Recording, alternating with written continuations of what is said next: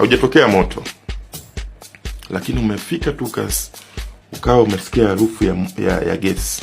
Unapaswa kufanya nini pale?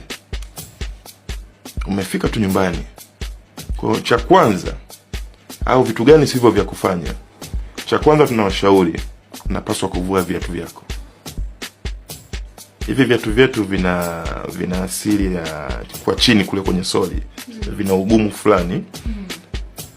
Vingine especially kwa kina dada, vile viatu vinaitwa skuna, sio kokoko, heels. Vile vinaweza vikasababisha cheche ambazo haziwezi kaonekana kwa urahisi. Sasa chumba ambacho tayari gesi imetapakaa katika chumba, ile sukuna yako ile kokoko, au sisi wanaume huwa tunakaga vidude fulani chini ya viatu baada ya vile viatu kulika kidogo, vichuma.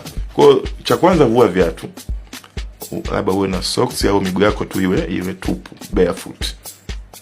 Kwa utaingia pale ndani, utafungua madirisha ili kuruhusu hewa itoke.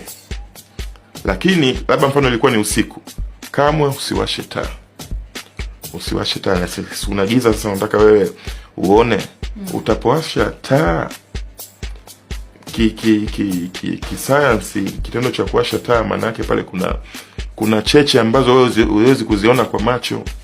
Sasa kwa ile gesi utapakaa, kitendo cha kuwasha taa tu, maana yake itatokea pale mlipuko.